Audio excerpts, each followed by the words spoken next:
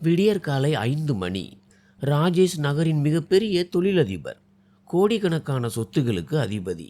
இன்று அவர் படுக்கையில் ஒரு உயிரற்ற பிணத்தை போல கிடந்தார். புற்றுநோயின் இறுதி நிலை அவரை ஒரு மனித உருவத்தில் இருந்து எலும்புகூடாக மாற்றியிருந்தது. அவரது தோல் வெளிரி போயிருந்தது. கண்கள் குழி விழுந்திருந்தன. ஒவ்வொரு மூச்சும் அவரது கடைசி மூச்சை போலவே இருந்தது. அவரது மனைவி பிரியா கடந்த 2 நாட்களாக தூங்கவில்லை. அவள் கண்களுக்கு கீழே கருவளையங்கள் படர்ந்திருந்தன. கலைந்த தலைமுடி. ஆனாலும் அவளது கை தன் கணவனின் கையை பற்றி பிடித்திருந்தது. இன்றைய இரவை கடப்பதே கடினம் என்று மருத்துவர்கள் தெளிவாக சொல்லிவிட்டனர். இந்த செய்தி வீடு முழுவதும் சோகத்தை ஆழ்த்தியிருந்தது. மதியத்திற்குள் குடும்பத்தினர் அனைவரும் ஒன்று கூடினர். ராஜேஷின் மூத்த சகோதரர் விக்ரம் மற்றும் அவரது மனைவி மீனா, உறவினர்கள், நெருங்கிய நண்பர்கள் என அனைவரும் ராஜேஷை கடைசி முறையாக பார்க்க வந்திருந்தனர். ஆரியனும் ஆரத்யாவும் தங்கள் அப்பாவின் அருகில் அமர்ந்திருந்தனர். அவர்கள் கண்களில் இருந்து கண்ணீர் இடைவிடாது வழிந்தோடி கொண்டிருந்தது. மாலை 6 மணிக்கு ராஜேஷ் திடீரென்று கண்களை திறந்தார். அவர் கண்களில் ஒரு விசித்திரமான பதற்றம் இருந்தது. ஏதோ ஒரு பாரம் அவர் நெஞ்சில் அழுத்துவது போல தெரிந்தது. அவர் மீண்டும் தன் இதழ்களை அசைத்தார். விக்ரம் அருகில் வந்தார். ராஜேஷ், ஏதாவது சொல்ல வேண்டுமானால் சொல் தம்பி. ராஜேஷின் மூச்சு வேகம் எடுத்தது. இறுதியில் மிக கஷ்டப்பட்டு உடைந்த குரலில் ராஜேஷை சொன்னார், எனக்கு ஒரு கடைசி ஆசை இருக்கிறது. பிரியா உடனே அவருடைய கையை இன்னும் பலமாக பற்றி கொண்டு, சொல்லுங்கள், உங்களுக்கு எது வேண்டுமானாலும் நாங்கள் அதை நிறைவேற்றுவோம் என்றாள். ராஜேஷ் தன் குழி விழுந்த கண்களால் பிரியாவை பார்த்தார். பிறகு அவர் சொன்னதை கேட்டு அந்த அறையில் இருந்த ஒவ்வொருவரும் அதிர்ச்சி அடைந்தனர். என் முதல் மனைவி சரிதாவை அழைத்து வாருங்கள். அந்த அறையில் இருந்த ஒவ்வொருவரின் ஆன்மாவும் நடுங்கியது. என் முதல் மனைவி சரிதாவை வரவழைக்க சொல்லுங்கள். என் கடைசி ஆசையை அவளிடம் நான் சொல்வேன். இந்த வார்த்தைகளை கேட்டதும் பிரியாவின் முகம் அப்படியே வெளிரி போனது. அவளது கைகள் ராஜேஷின் கையில் இருந்து நழுவின. அவள் அதிர்ச்சியில் பின்வாங்கினாள். அவள் வாயிலிருந்து வார்த்தைகள் வரவில்லை. கண்கள் மட்டும் குளம் போல ததும்பின. ஆரியனும் ஆரத்தியமும் ஒருவரை ஒருவர் திகைப்புடன் பார்த்து கொண்டனர். அவர்கள் எதை கேட்டார்கள் என்று அவர்களுக்கே புரியவில்லை. அவை வெறும் வார்த்தைகள் அல்ல, பிரியாவின் நெஞ்சில் பாய்ச்சப்பட்ட ஈட்டி. சரிதா இந்த வீட்டில் 20 ஆண்டுகளாக புதைக்கப்பட்டிருந்த ஒரு பெயர். இது சாக கிடக்கும் ஒரு மனிதனின் கடைசி ஆசையா, அல்லது 20 கால உறவு மற்றும் 2 குழந்தைகளின் தாயின் மரியாதையை சபை நடுவே செய்த கொலையா? இறுதியில் 20 ஆண்டுகளுக்கு பிறகு சாகும் தருவாயில் தான் கைவிட்ட அந்த பெண்ணை ராஜேஷ் ஏன் நினைவு கூர்ந்தார்? பிரியாவின் காதுகளில் இடி விழுந்தது போல இருந்தது. தான் தவறாக கேட்டிருப்போம், அல்லது காய்ச்சலின் மயக்கத்தில் ராஜேஷ் இப்படி பேசுகிறார் என்று அவள் நினைத்தாள். ஆனால் 20 ஆண்டுகளுக்கு பிறகு சாகும் தருவாயில் ராஜேஷ் தனது குழி விழுந்த கண்களால் பிரியாவை பார்த்தார். அவர் முகத்தில் ஒரு விசித்திரமான பாவம் இருந்தது. அவர் சொன்னார், பிரியா, என்னை மன்னித்து விடு. ஆனால் என் கடைசி ஆசையை நான் அவளிடம்தான் சொல்வேன். பிரியா எழுந்து நின்றாள். அவள் இரவு பகலாக நான் உங்களை கவனித்துக் கொண்டேன், உணவளித்தேன், மருந்துகளை கொடுத்தேன், உங்கள் உடலை துடைத்தேன். ஆனால் இன்று நீங்கள் சாகும்போது வேறொருவரை அழைக்கிறீர்கள். அறையில் இருந்த ஒவ்வொருவரும் நிம்மதியற்று இருந்தனர். மீனா அக்கா பிரியாவின் அருகே சென்று அவள் தோலை பிடித்து சமாதானப்படுத்த முயன்றார். பிரியா, அமைதியாக இரு. எப்படி அக்கா அமைதியாக இருக்க முடியும்? பிரியா மீனாவை பார்த்தாள். அவள் கண்களில் கண்ணீரும் முகத்தில் கோபமும் இருந்தது. என் இடத்தில் நீங்கள் இருந்திருந்தால் அமைதியாக இருப்பீர்களா? இந்த மனிதனுக்காக நான் என்ன செய்யவில்லை? இன்று இவர் என்னிடம் சொல்கிறார், இவருக்கு தனது முதல் மனைவி வேண்டும் என்று. ஆரத்யா அழுது கொண்டே சொன்னாள், அம்மா, தயவு செய்து அப்பா உடல்நிலை சரியில்லாமல் இருக்கிறார், அவருக்கு தெரியாமல் பேசுகிறார். இல்லை. பிரியா தன் மகளை தடுத்து நிறுத்திவிட்டு ராஜேஷை பார்த்தாள். அவர் முழு நினைவுடன் தான் இருக்கிறார். தான் என்ன சொல்கிறோம் என்பது அவருக்கு தெரியும். ஒருவேளை அவர் எப்போதும் சரிதாவையே விரும்பியிருக்கலாம். நான் வெறும் ஒரு மாற்றாக மட்டுமே இருந்தேன். நான் சொல்வது சரிதானே? ராஜேஷை பார்த்து அவள் இப்படி கேட்டாள். ராஜேஷ் மெதுவாக தலையசைத்தார். ஆமாம், நான் இதை பார்த்ததும் பிரியாவின் இதயம் சுக்குநூறாக உடைந்தது. விக்ரம் தைரியத்தை வரவழைத்து கொண்டு சொன்னார், ராஜேஷ், என்ன முட்டாள்தனம் இது? பிரியா உன் மனைவி, உன் குழந்தைகளின் தாய். நீ அவளுக்கு இப்படி ஒரு துரோகத்தை செய்ய முடியாது. ராஜேஷின் கண்களில் இருந்து கண்ணீர் வழிந்தது. அவருடைய குரல் இன்னும் பலவீனமானது. அண்ணா, எனக்கு தெரியும் இது மிகவும் தவறாக தெரிகிறது என்று. ஆனால் எனக்கு இந்த நேரத்தில் சரிதா தான் வேண்டும். விக்ரம் அண்ணா, தயவு செய்து சரிதாவை வரவழைத்து விடுங்கள். சரிதா, இந்த பெயரை கேட்டதும் அறையில் மீண்டும் ஒரு அதிர்வு ஏற்பட்டது. ஆரியன் விக்ரமை பார்த்து, பெரியப்பா, யார் இந்த சரிதா என்று கேட்டான். விக்ரமனின் நாக்கு அப்படியே நின்றுவிட்டது. அவர் ராஜேஷை பார்த்தார். பிறகு ஏதோ பேச முயன்றார். ஆனால் வார்த்தைகள் கிடைக்கவில்லை. பிரியா ஒரு கசப்பான புன்னகையை உதிர்த்தாள். அவள் கண்களில் இருந்து கண்ணீர் இடைவிடாது வழிந்து கொண்டிருந்தது. ஆனால் அவள் முகத்தில் ஒரு விசித்திரமான எல்லல் இருந்தது. சரிதா, உன் அப்பாவின் முதல் மனைவி. உன் அப்பா 20 ஆண்டுகளுக்கு முன்பு விவாகரத்து செய்த பெண். இந்த வீட்டில் யாருமே உச்சரிக்காத அந்த பெயர். இன்று இவர் அவளை அழைக்க விரும்புகிறார். ராஜேஷ் கண்களை மூடிக்கொண்டார். இதையெல்லாம் கேட்பது அவருக்கும் கடினமாக இருந்தது. ஆனால் அவர் மீண்டும் ஆம் என்பது போல தலையசைத்தார். ஆரத்யா அழுது கொண்டே கேட்டாள், அப்பா, உங்களுக்கு ஏற்கனவே ஒரு முதல் மனைவி இருந்தது பற்றி எங்களிடம் சொல்லவே இல்லையே. அவர் யார்? அவர் எங்கே இருக்கிறார்? ராஜேஷ் தன் மகளை பார்த்தார். அவர் குரலில் வலி இருந்தது. அவள் காஞ்சிபுரத்தில் இருக்கிறாள். விக்ரம் அண்ணனிடம் அவளது நம்பர் இருக்கிறது. பிரியாவுக்கு தன் நெஞ்சில் யாரோ கத்தியால் குத்தியது போல இருந்தது. அப்படியானால் கடந்த 20 ஆண்டுகளாக நீங்கள் அவளுடன் தொடர்பில் இருந்தீர்களா? இல்லை, விக்ரம் பதிலளித்தார். ராஜேஷ் ஒருபோதும் சரிதாவிடம் பேசவில்லை. அவசர காலத்திற்காக மட்டும் அவளது முகவரியையும் நம்பரையும் நான் வைத்திருந்தேன். இதை பயன்படுத்த வேண்டிய நிலை வரும் என்று நான் நினைக்கவே இல்லை. பிரியா தன் கண்ணீரை துடைத்துவிட்டு ராஜேஷின் அருகில் சென்றாள். 20 ஆண்டுகளாக தான் நேசித்த அந்த முகத்தை பார்த்தாள். யாருடைய ஒவ்வொரு வழியையும் தன் வழியாக கருதினாலோ அந்த முகத்தை பார்த்தாள்.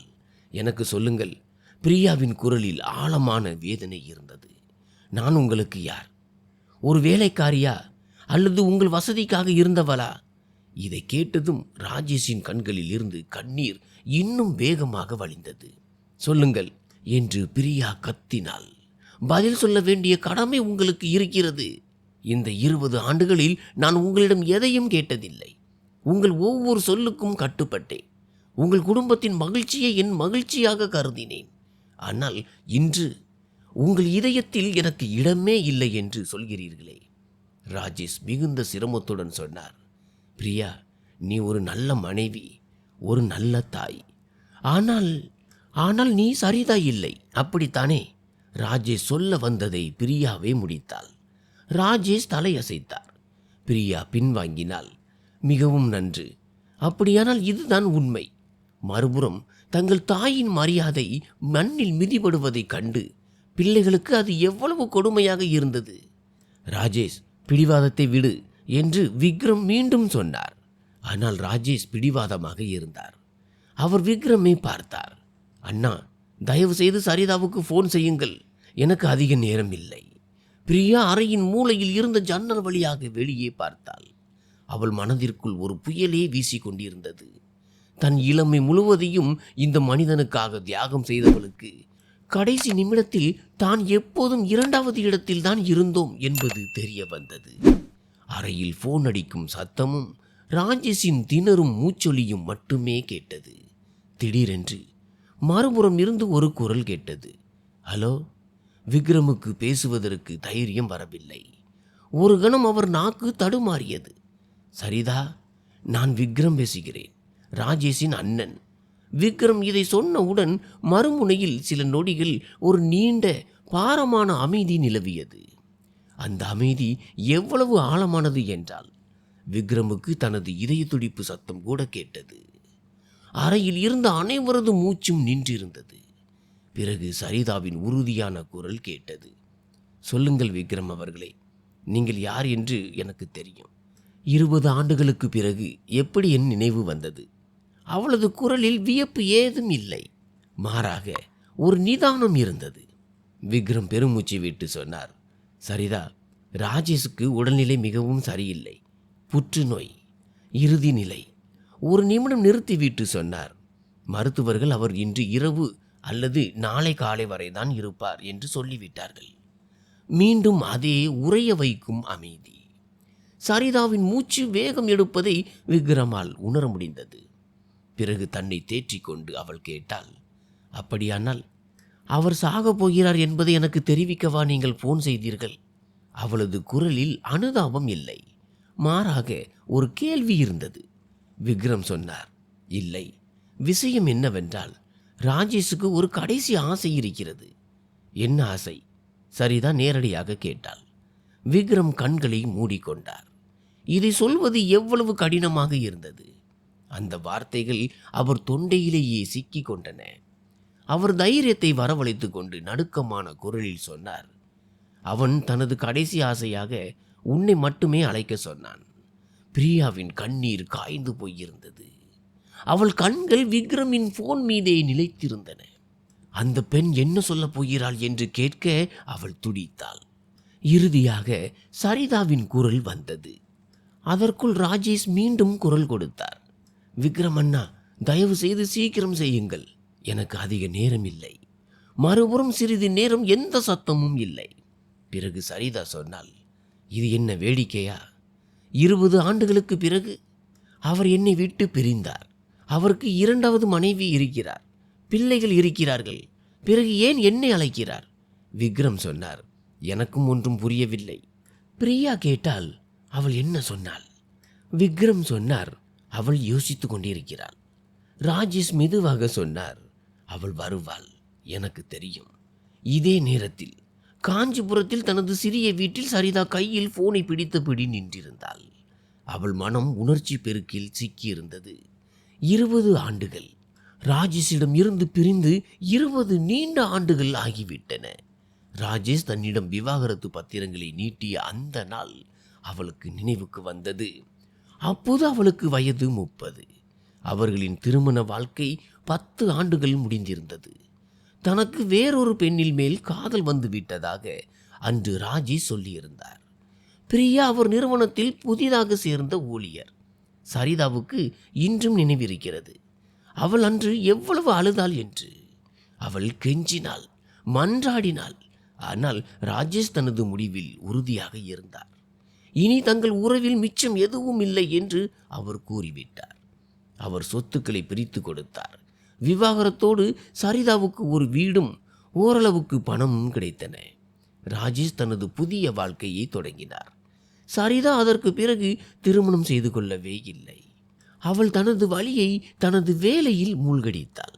அவள் ஒரு சமூக ஆர்வலராக மாறினாள். தனது வாழ்க்கையை மற்றவர்களின் சேவைக்காக அர்ப்பணித்தாள். விவாகரத்து பெற்ற மற்றும் கைவிடப்பட்ட பெண்களுக்கு உதவுவதற்காக ஒரு தன்னார்வ தொண்டு நிறுவனம் தொடங்கினாள். பல ஆண்டுகளில் அவள் தனது வழியை ஏற்றுக்கொண்டு பழகிவிட்டாள். அவள் ராஜேஷை மன்னித்தும் விட்டாள். அவர் குற்றமற்றவர் என்று கருதி அவள் மன்னிக்கவில்லை. மாறாக தனது மீதி காலத்தை நிம்மதியுடனும் அமைதியுடனும் வாழ வேண்டும் என்பதற்காக மன்னித்தாள். ஆனால் இப்போது இத்தனை ஆண்டுகளுக்கு பிறகு அவர் மீண்டும் அவள் வாழ்க்கையில் வர விரும்புகிறார். அவளது தோழியும் அந்த தொண்டு நிறுவனத்தின் சக ஊழியருமான மது அவளிடம் கேட்டாள், என்ன ஆச்சு சரிதா? நீ ஏதோ கவலையாக தெரிகிறாய். சரிதா பாரமான மனதுடன் நடந்தவற்றை சொன்னாள்.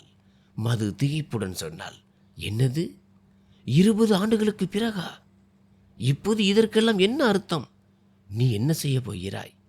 சரிதா ஜன்னல் வழியாக வெளியே பார்த்தபடி சொன்னால், எனக்கு தெரியவில்லை மது. ஒரு பக்கம் அவர் மீது எனக்கு அவ்வளவு கோபம் இருக்கிறது.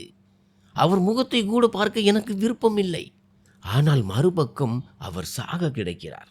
அதுவும் அவரது கடைசி ஆசையாக இருக்கிறது. மது சரிதாவின் கையை பிடித்து கொண்டு சொன்னாள், பார், இது உன்னுடைய முடிவு.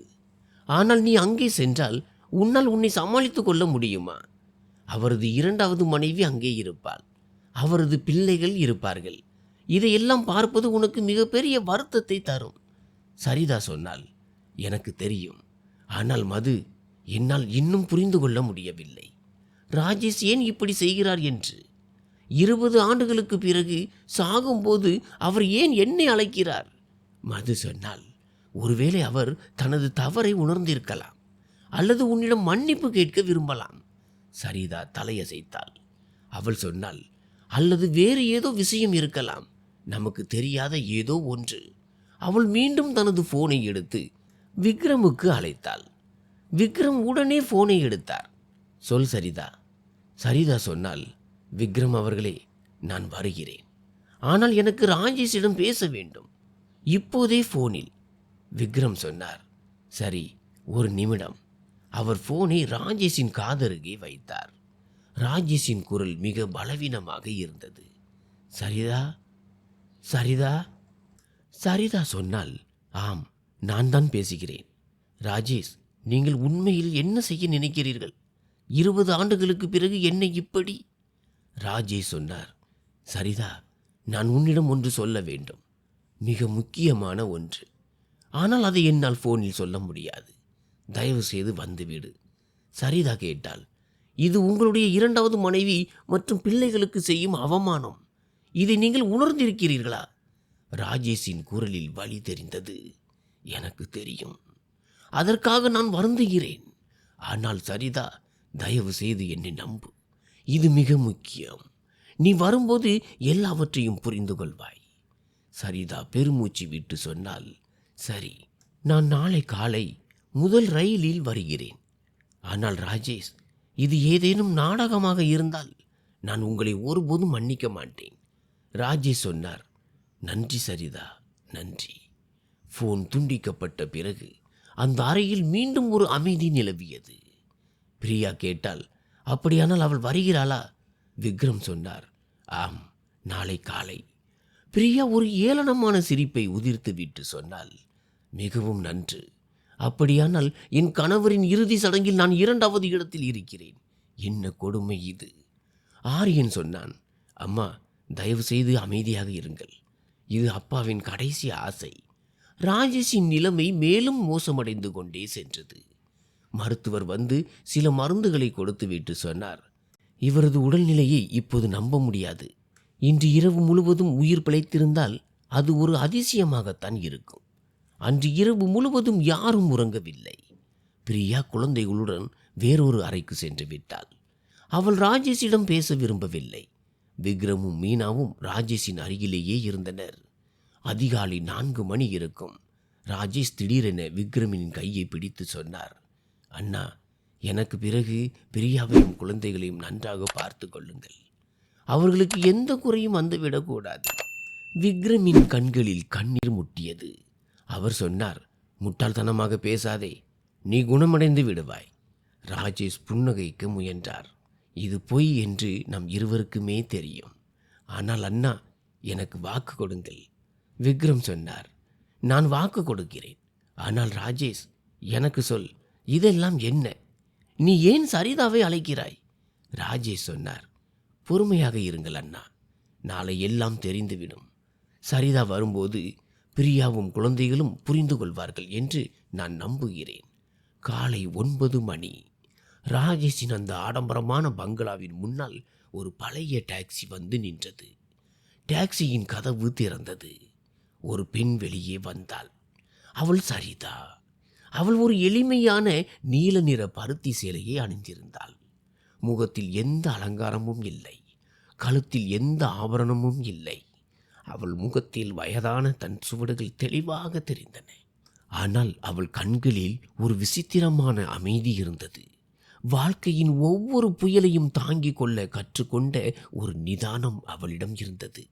அவள் அந்த பங்களாவின் உயர்ந்த சுவர்களை ஒரு முறை பார்த்தாள். இதே பங்களாவில்தான் அவள் திருமணமான முதல் 10 ஆண்டுகளை கழித்தாள்.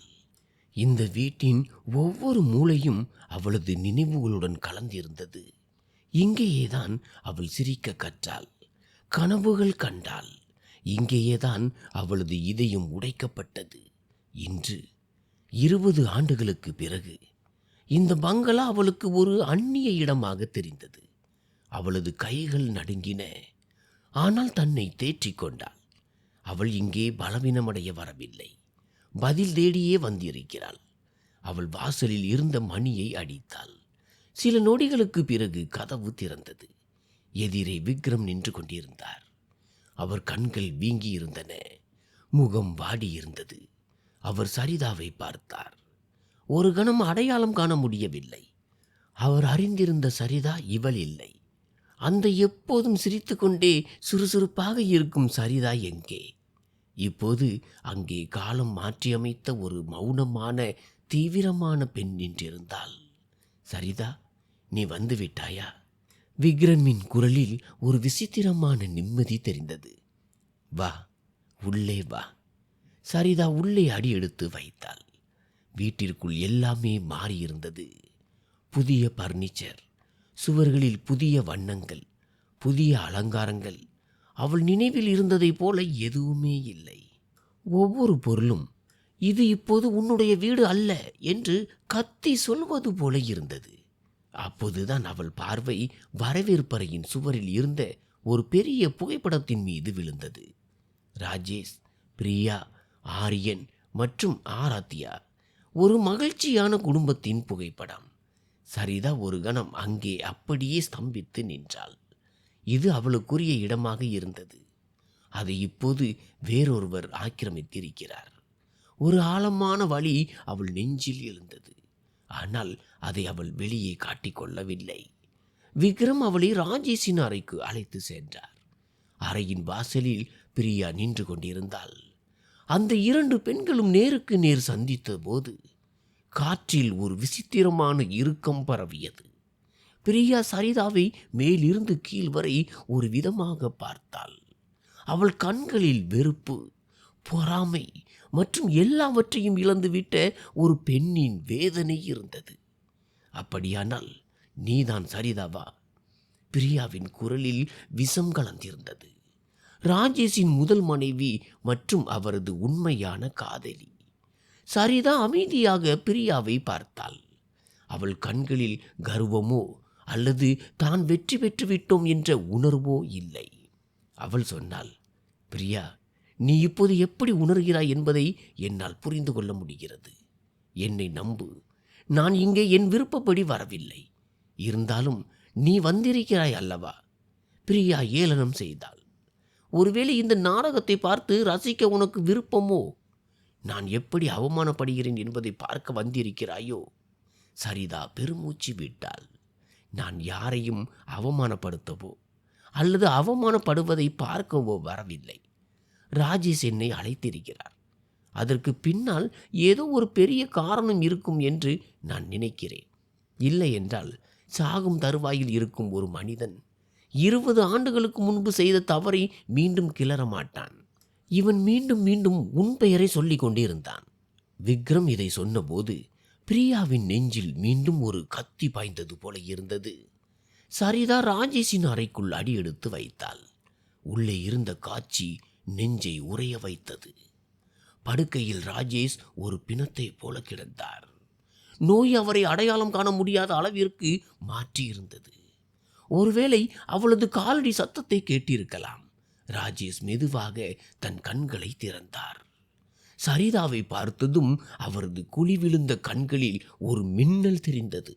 ஒரு நீண்ட பயணத்தை முடித்துவிட்டு இலக்கை அடைந்த பயணியின் முகத்தில் இருக்கும் நிம்மதி அவரிடம் தெரிந்தது. அவர் மிகவும் பலவீனமான குரலில் சொன்னார், சரிதா, நீ வந்து விட்டாயா? சரிதா படுக்கையின் அருகில் இருந்த ஒரு இருக்கையில் அமர்ந்தாள். தன் பையை கீழே வைத்துவிட்டு ராஜேஷை பார்த்தாள். அவள் கண்களில் கண்ணீரோ கோபமோ இல்லை, ஒரு கேள்வி மட்டுமே இருந்தது. ஆம், நான் வந்துவிட்டேன். அவள் அமைதியான குரலில் கேட்டாள், இப்போது சொல்லுங்கள், என்னை ஏன் இங்கே அழைத்தீர்கள்? எனக்கு அதிக நேரம் இல்லை, எனக்கு பதில் வேண்டும். ராஜேஷ் ஒரு நீண்ட மூச்சை இழுக்க முயன்றார். அறையில் இருந்த அனைவரையும் பார்த்தார். விக்ரம், மீனா, பிரியா மற்றும் வாசலில் நின்றிருந்த ஆரியன், ஆராத்யா. அவர் நடுக்கமான குரலில் சொன்னார், நான் நீங்கள் எல்லோரும் இங்கேயே இருக்க வேண்டும் என்று விரும்புகிறேன். பிரியா, ஆரியன், ஆராத்யா, நீங்கள் அனைவரும் கேளுங்கள். அதுவரை வாசலில் நின்றிருந்த பிரியா மெதுவாக உள்ளே வந்தாள். ராஜேஷ் பேசத் தொடங்கினார்.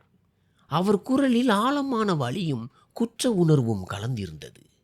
20 ஆண்டுகளுக்கு முன்பு நான் சரிதாவிற்கு விவாகரத்து கொடுத்தேன். எனக்கு பிரியாவின் மேல் காதல் வந்துவிட்டதாக எல்லோரிடமும் சொன்னேன். நான் அவளை காதலிக்கிறேன், அவளுடன் தான் வாழ விரும்புகிறேன். அதனால் என் முதல் மனைவியை துறந்துவிட்டு அவளை திருமணம் செய்கிறேன் என்று பிரியாவும் கூட நம்பினாள். ஆனால் அது உண்மை அல்ல. அறையில் இருந்த ஒவ்வொருவரின் மூச்சும் ஒரு கணம் நின்றது போலிருந்தது. ராஜேஷ் தொடர்ந்தார். உண்மையான காரணம் வேறொன்று. இன்று வரை என் நெஞ்சுக்குள்ளேயே புதைத்து வைத்திருந்த ஒரு ரகசியம். இதை கேட்டதும் சரிதாவின் கண்கள் விரிந்தன. பிரியாவின் இதயம் வேகமாக துடிக்க ஆரம்பித்தது. ராஜேஷ் ஒரு நீண்ட நடுங்கும் மூச்சை இழுத்தார். தனக்குள் இருக்கும் விஷயத்தை வெளியேற்றுவதற்கான தைரியத்தை திரட்டுவது போல இருந்தது. அவர் தன் குழி விழுந்த கண்களால் முதலில் சரிதாவை பார்த்தார். சரிதா, நாம் எவ்வளவு மகிழ்ச்சியாக இருந்தோம் என்பது உனக்கு நினைவிருக்கிறதா?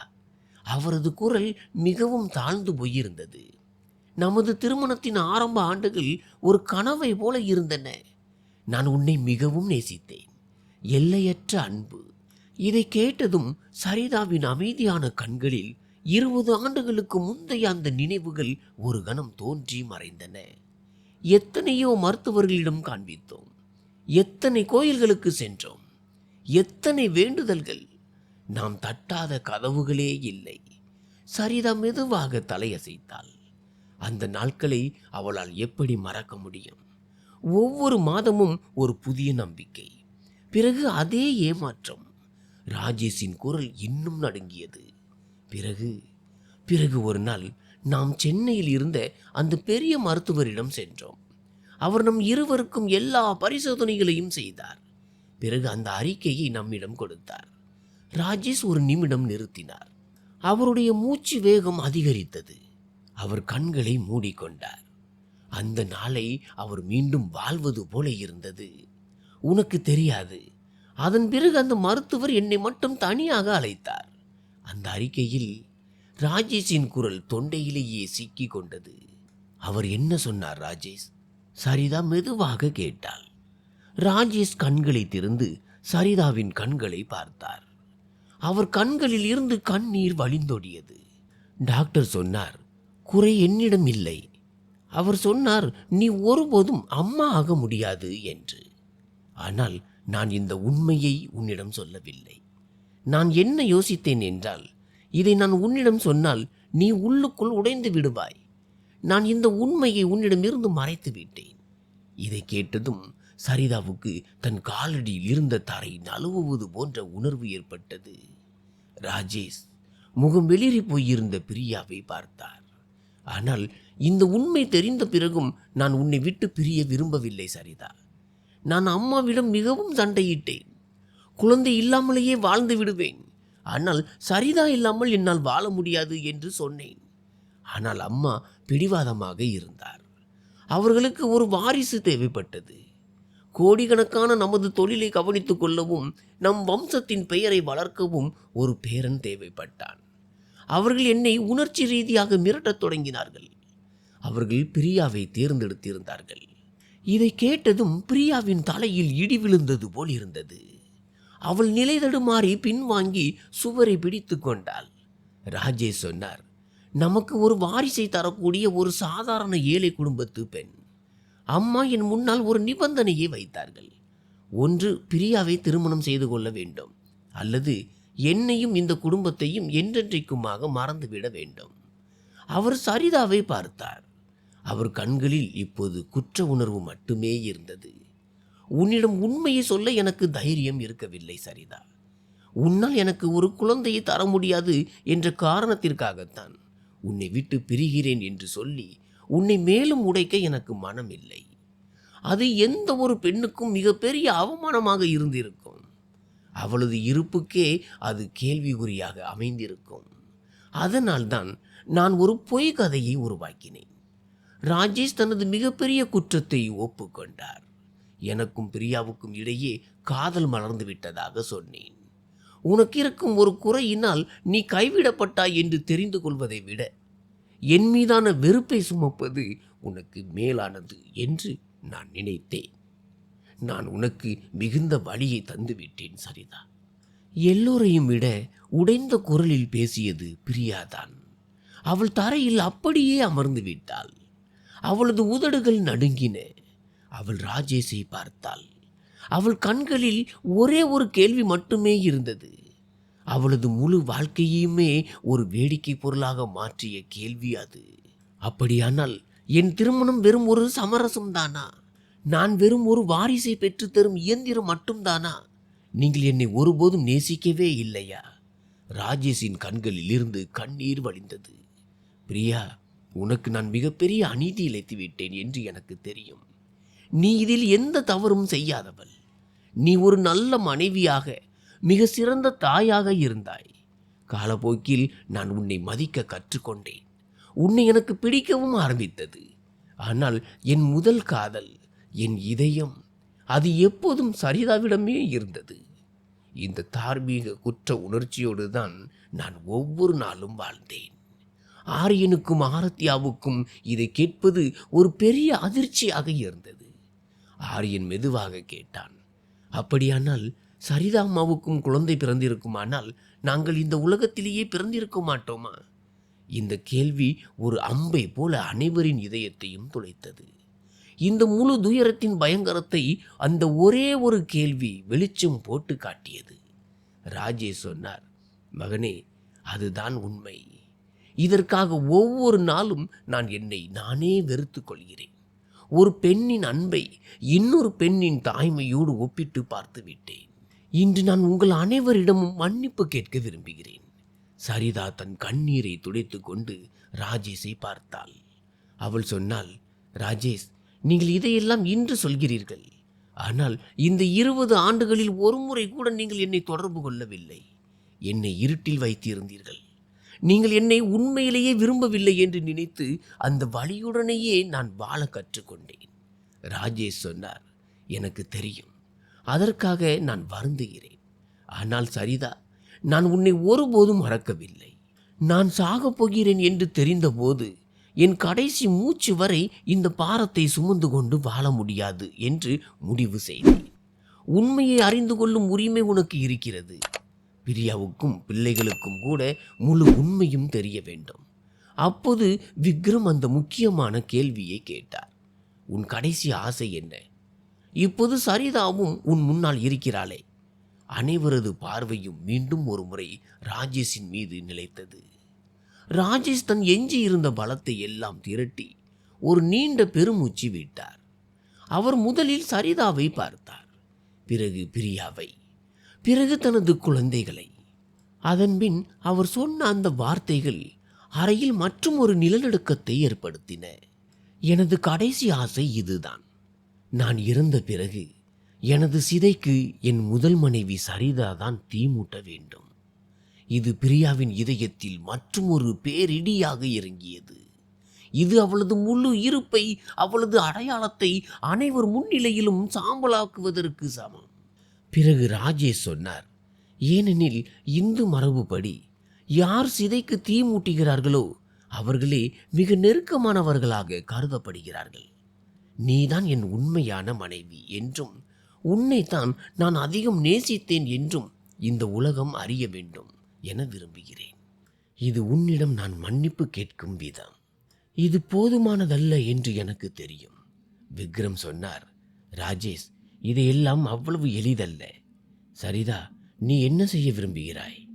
சரிதா ஒரு நீண்ட பெருமூச்சு விட்டாள். அவள் தரையில் அமர்ந்து அழுது கொண்டிருந்த பிரியாவை பார்த்தாள். பிறகு தன் தாய் தந்தையின் நிலையை பார்த்து உள்ளுக்குள் உடைந்து போயிருந்த ஆரியனையும் ஆரத்யாவையும் பார்த்தாள்.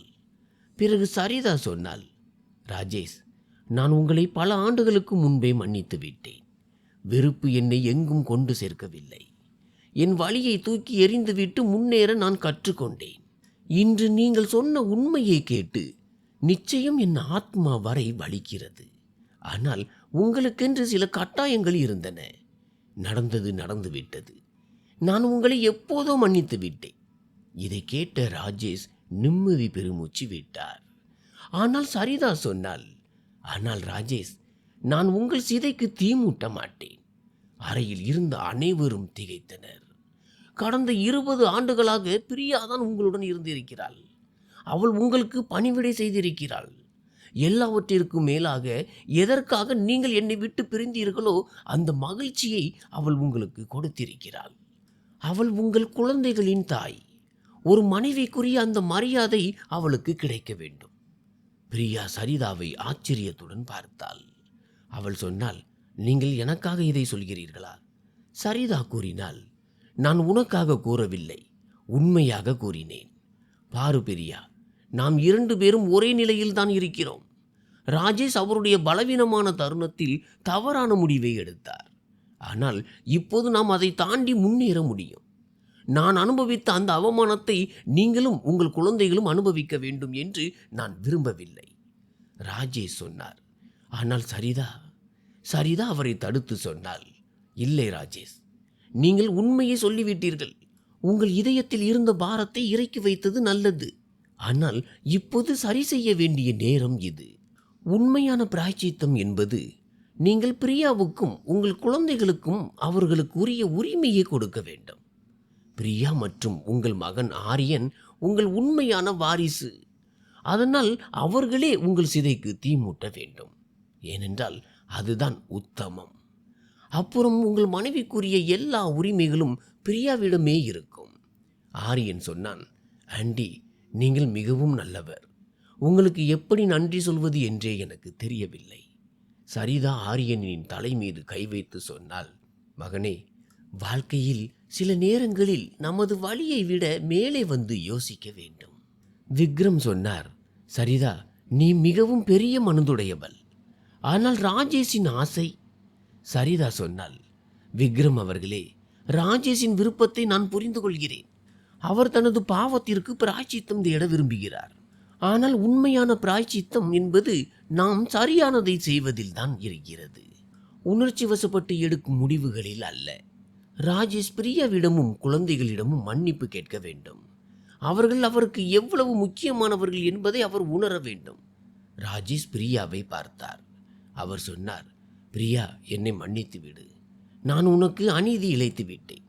நீ ஒரு நல்ல மனைவியாகவும் தாயாகவும் இருந்தாய். ஆனால் என்னால் ஒரு நல்ல கணவனாக இருக்க முடியவில்லை. நீயும் குழந்தைகளும் மகிழ்ச்சியாக இருக்க வேண்டும் என்று நான் விரும்புகிறேன். எனது உயிலில் உங்கள் இருவருக்காகவும் எல்லாவற்றையும் ஏற்பாடு செய்துவிட்டேன். உங்களுக்கு எந்த குறையும் வராது. ஆரத்தியா சொன்னால், அப்பா, எங்களுக்கு பணம் தேவையில்லை, நீங்கள் தான் வேண்டும். ராஜேஷ் தன் மகளின் கையை பிடித்து கொண்டார். அவர் சொன்னார், எனக்கு தெரியும் மகளே, அதற்காக நான் மிகவும் வருந்துகிறேன். ஆனால் நீயும் ஆரியனும் மன உறுதியுடன் இருக்க வேண்டும். உங்கள் அம்மாவுக்கு துணையாக இருக்க வேண்டும். சரிதா சொன்னால், இந்த சூழலில் நாம் அனைவரும் ஒருவருக்கொருவர் துணையாக இருக்கலாம். பிரியா சரிதாவை பார்த்தாள். அவள் கண்களில் இப்போது கோபம் இல்லை, மாறாக நன்றி உணர்வு இருந்தது. அவள் சொன்னாள், சரிதா அவர்களே, நீங்கள் என்னை விட மிக சிறந்த மனிதர். உங்களை என் எதிரி என்று நினைத்தேன். ஆனால் இன்று நீங்கள் செய்த காரியத்திற்காக நான் உங்களுக்கு கடமைப்பட்டிருக்கிறேன். சரிதா சொன்னால், நாம் இருவருமே ஒரே வழியைத்தான் அனுபவித்திருக்கிறோம், வெவ்வேறு வழிகளில், அவ்வளவுதான். இந்த வழி மேலும் தொடரக்கூடாது என்று நான் விரும்புகிறேன். ராஜேஷ் சரிதாவை பார்த்து சொன்னார், சரிதா, நீ என் சிதைக்கு தீ மூட்டப் போவதில்லை என்றாலும் நான் இந்த உலகில் இருக்கும் வரை நீ என்னோடும் இந்த குடும்பத்தோடும் இருக்க வேண்டும் என்று விரும்புகிறேன். உனது அருகாமை எனக்கு தேவை. சரிதா அதற்கு சம்மதித்தாள். ராஜேஷ் பிரியாவை பார்த்து சொன்னார், பிரியா, நீ ஒரு நல்ல தாய். என் குழந்தைகளை சரியான பாதையில் நடத்து. பிரியா அழுது கொண்டே சொன்னாள், நிச்சயமாக செய்வேன், நீங்கள் கவலைப்படாதீர்கள். அடுத்த 2 மணி நேரத்திலேயே ராஜேஷின் உடல்நிலை மிக வேகமாக சீர்குலைய தொடங்கியது. மருத்துவர் வரவழைக்கப்பட்டார். இறுதி நேரம் நெருங்கிவிட்டதாக அவர் கூறினார். குடும்ப உறுப்பினர்கள் அனைவரும் ராஜேஷின் படுக்கையை சுற்றி ஒன்று கூடினர். ராஜேஷ் தன் குழந்தைகளை பார்த்தார். அவர் உடைந்த குரலில் சொன்னார், ஆரியன், ஆரத்தியா, நான் உங்களை மிகவும் நேசிக்கிறேன். உங்களுடன் அதிக நேரம் செலவிட முடியாமல் போனதற்கு என்னை மன்னித்து விடுங்கள். ஆனால் நினைவில் கொள்ளுங்கள், நான் எப்போதும் உங்களுடன் இருப்பேன். 2 குழந்தைகளும் கதறி அழுதனர். அவரது குரல் மிகவும் தாழ்ந்து போனது. அவர் விக்ரமின் கையை பிடித்து கொண்டு திணறும் குரலில் சொன்னார், அண்ணா, இவர்களை பார்த்து கொள்ளுங்கள். விக்ரம் சொன்னார், நான் வாக்கு கொடுக்கிறேன் ராஜேஷ், நீ கவலைப்படாதே. சிறிது நேரத்திற்கு பிறகு ராஜேஷ் தன் கண்களை மூடிக்கொண்டார். அந்த அறையில் இப்போது ஒரு பயான அமைதி நிலவியது. அனைவரின் விக்கல் சத்தத்தை தவிர அறையில் அமைதி நிலவியது. மெதுவாக ராஜேஷின் சுவாசம் நின்றது. அவர் தனது கடைசி மூச்சை விட்டார். மருத்துவர் முன்னால் வந்து அவரது நாடியை பரிசோதித்து விட்டு தலையசைத்தார். அவர் சொன்னார், வருந்துகிறேன், அவர் இப்போது இல்லை. மயானத்தில் குடும்பத்தினர் அனைவரும் கூடியிருந்தனர். ராஜேஷின் உடல் சிதையில் வைக்கப்பட்டிருந்தது. பிரியா, ஆரியன் மற்றும் ஆரத்யா முன்னால் நின்றிருந்தனர். சரிதா சற்று தள்ளி அமைதியாகவும் தீவிரமாகவும் நின்று கொண்டிருந்தாள். ஆரியன் சிதைக்கு தீ மூட்டினான். ஜீவாலைகள் எழத் தொடங்கின. அனைவரும் ராஜேஷுக்கு இறுதி அஞ்சலி செலுத்தினர். சடங்குகளுக்கு பிறகு சரிதா கிளம்ப தயாரானாள். பிரியா அவளிடம் வந்து சொன்னாள், சரிதா அவர்களே, உங்களுக்கு எப்படி நன்றி சொல்வது என்று எனக்கு தெரியவில்லை. இன்று நீங்கள் செய்ததை என்னால் ஒருபோதும் மறக்க முடியாது. சரிதா பிரியாவின் கையை பிடித்து கொண்டு சொன்னாள், பிரியா, நாம் இருவருமே ராஜேஷின் முடிவுகளால் பாதிக்கப்பட்டவர்கள். ஆனால் இப்போது நமக்கு முன்னேறி செல்ல ஒரு வாய்ப்பு கிடைத்துள்ளது. நீயும் உன் குழந்தைகளும் மகிழ்ச்சியாக இருக்க வேண்டும் என்று நான் விரும்புகிறேன். ஆரியனும் ஆரத்யாவும் சரிதாவின் கால்களை தொட்டு வணங்கினர். சரிதா அவர்களை ஆசீர்வதித்து விட்டு சொன்னாள், பிள்ளைகளே, உங்கள் அம்மாவை நன்றாக பார்த்து கொள்ளுங்கள். நினைவில் கொள்ளுங்கள், வாழ்க்கையில் சில நேரங்களில் விஷயங்கள் பார்ப்பதற்கு எவ்வளவு எளிதாக தோன்றுகிறதோ அவ்வளவு எளிதாக இருப்பதில்லை. ஆனால் சரியானவற்றுக்கும் தவறானவற்றுக்கும் இடையிலான வித்தியாசத்தை நாம் உணர வேண்டும். விக்ரம் சரிதாவிடம் சொன்னார், சரிதா, நீ உண்மையிலேயே ஒரு சிறந்த மனிதர். உன்னால் தான் இன்று ராஜேஷின் ஆத்மா சாந்தி அடைந்தது. சரிதா சொன்னால், விக்ரம் அவர்களே, நான் சரியானது எதுவோ அதைத்தான் செய்தேன். வெறுப்பாலும் பழிவாங்கும் உணர்ச்சியாலும் எதையும் சாதிக்க முடியாது. மன்னிப்பும் புரிதலும் மட்டுமே நம்மை முன்னேற்றி செல்லும். சிறிது நேரத்திற்கு பிறகு ஆரியனுக்கும் ஆரத்யாவுக்கும் தனது அன்பையும் ஆசிகளையும் வழங்கி அனைவரிடமும் விடைபெற்று கொண்டு கலங்கிய கண்களுடன் சரிதா தனது வீட்டிற்கு புறப்பட்டாள். சரிதாவின் டாக்ஸி கண்ணை விட்டு மறையும் வரை பிரியா அழுது கொண்டே அவளையே பார்த்து கொண்டிருந்தாள். நண்பர்களே, சரிதா அவர்கள் இறுதியில் எடுத்த முடிவு சரியானது தானா? உங்கள் கருத்தை கமெண்டில் அவசியம் தெரிவியுங்கள். நன்றி.